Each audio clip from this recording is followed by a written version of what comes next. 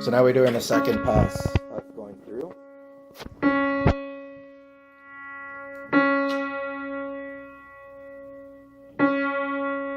It always takes at least 2 passes, even with people tune regularly? No, just 1 pass sometimes? Okay.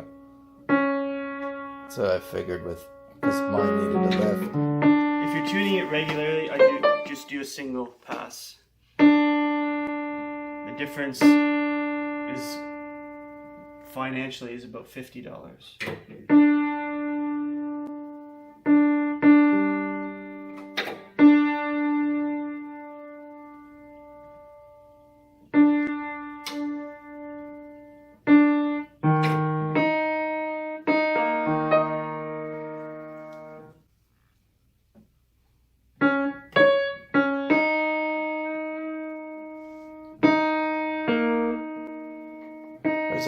When I was asking how these lights work, when it's in pitch and tune, are they all flashing at the same time? Sort of. Yeah, it's basically, but like not in a circle maybe, but like I see sometimes when it's more lights are on. Does that mean it's more in pitch? When it's, I'm listening to that. Listen. Yeah, I can hear that's out. Now it's good, right? Yeah. And then I check. Oh, so when you play chords, I noticed all of them light up now because the harmonic scale. Is it like this just gets me like 85% of the way there. So I'm just looking to see if I'm sharp or flat. But what is the goal though? Like with the LEDs, are you like when they're all solid and flashing at the same time? Or? If it's it's a little sharp. So when it's more stable, it's more in tune. But you don't go by that alone. Sure. See now, I'm not even looking at it, right? Yeah, you can hear it.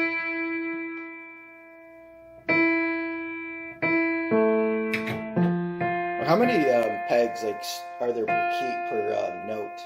3. Yeah. Well, you can see them here with the 3 strings. So how do those 3 strings work? Like, what are their root notes? Like, if I'm playing a C, I'm testing the note C. Yeah. And there's 3 strings in that C. What are those notes on the C strings? They're all exactly the same note. Okay. Then why the different like strings? Because if you just hear one, like this, right? That's 1 string you're listening to. Okay. Here's 2. It's a little louder. Here's 3. Oh, it's just a beautiful, bigger fills sound. It out more reverb and fills it out more. Oh, you know what? That's the concept of like violin or string players. Let's take a violin. When it plays it on its own, it has that unique sound. As soon as you get around 4 or 5 violinists, you start to get, when they're all playing in unison even, you start to get more of that concert, that strings section, right? That sound. That's similar concept to this, strings. Just makes it louder. And but it also changes the timbre a bit because you have 3 strings resonating, even though that's cool. I really like though, like when you showed the example from 1 string to 2, just even 2, you could even really hear how it got louder, but filled it out a lot more.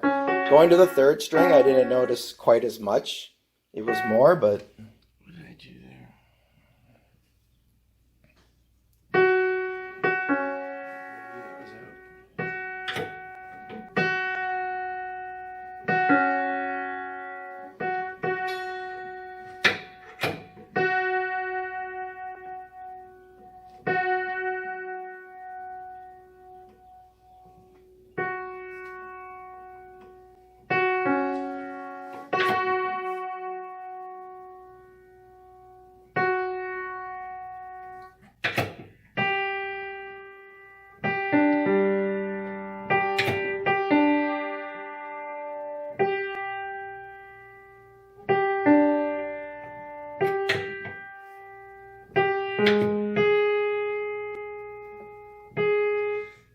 This is also a G1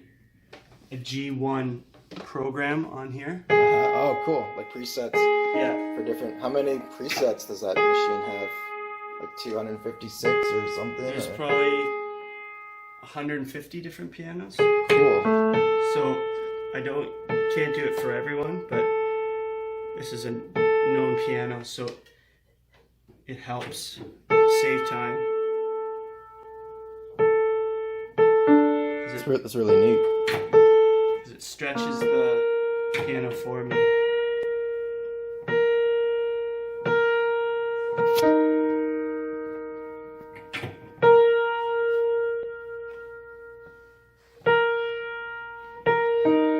Hammer action there.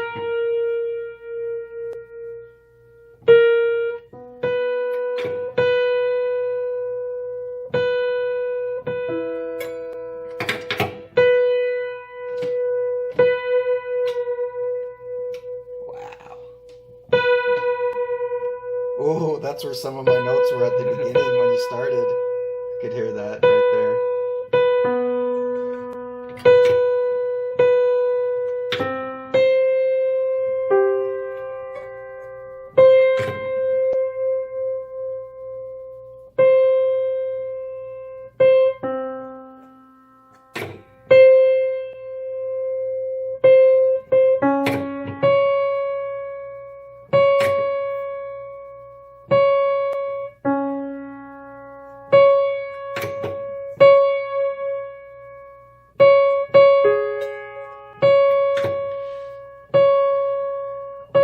So now I know what's going on here.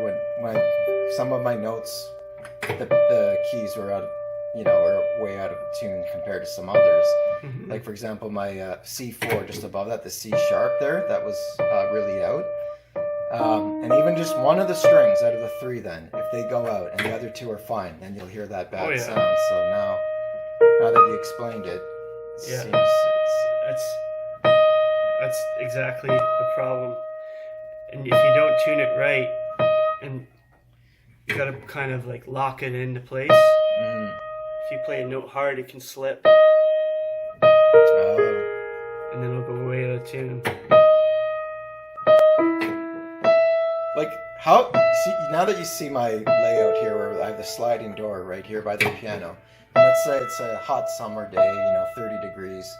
How much is it really going to affect it? Like, is there any kind of guideline I should know? Like, if you leave it open for 8 hours and the hot air is coming through, how many days of that, or how would it take? I'd say it would immediately affect it. Just because, you probably have doors in your home that in the winter they stick, and in the in the summer they stick, and in the winter they move smoothly and close smoothly. Okay, so it's just wood. Okay. So it's humidity.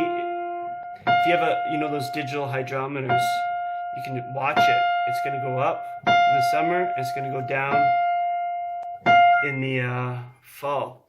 The only thing you could do is get its own climate control device, Mm-hmm. where Okay. you put something underneath, and it's got a humidifier bar, and sort of like something that adds moisture to it, wicks pads, and then water over these pads and distributes it, and it keeps it exactly at like 50% year round, regardless of what's going on around it. So you just put it right under the piano here? Well, I install them. They're like What do they run for around? something around $800 installed. If you look it up, it's called Damp Chaser. Okay. But it's You still got to get it tuned every 6 months, but it just helps preserve. it won't go the major swings, and Yeah. it protects from cracking. Cracking. That's what I was gonna say. The integrity of the wood Yeah. and all, because it's not allowing it to warp or change, like expand and contract so much. Therefore. Yeah, and tunings do typically last longer with them, but it's just more like like an oil spray under your car. Yeah. Oh yeah. The undercoat. Kinda like that. Yeah. You're just Yeah. protecting and extending the life. Mm-hmm. How long can these pianos, if they're properly maintained throughout their life, how long can they generally last? Forever. Okay, it's good. I guess I was thinking too about like cracking and things. I guess there's no standard answer to that because, again, to your point, depends on what the atmosphere, environment it's in. Totally. So. The only thing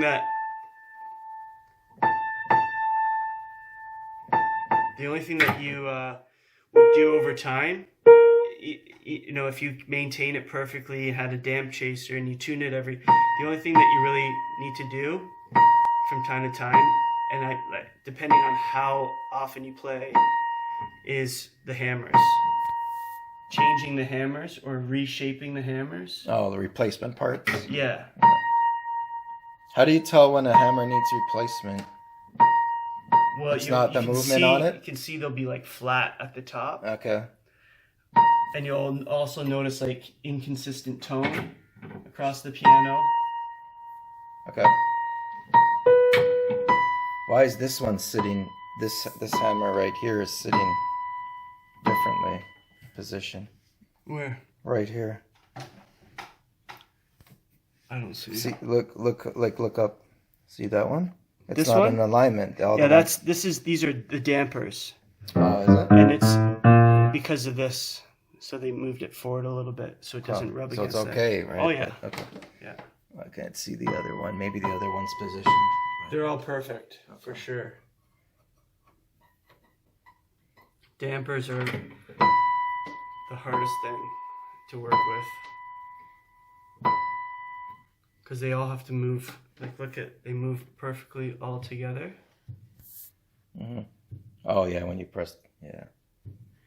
And sometimes because it's just a wire going down, holding it through a hole, and then down into another hole. So it's got to line up perfectly. Yeah, I see like down here.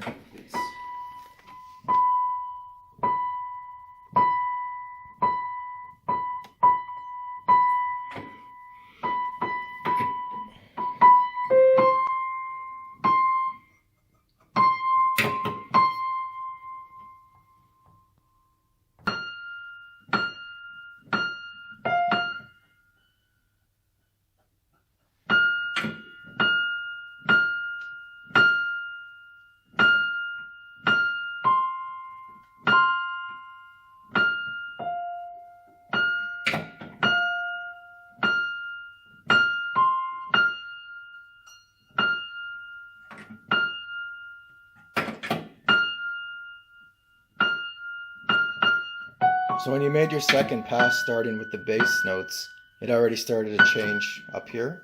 Like throw it out a little bit? Yeah, everything was... See, but if you notice in the bass, they were almost perfect. So I guessed right.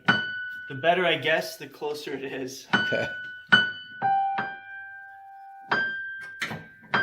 Like that's almost right on.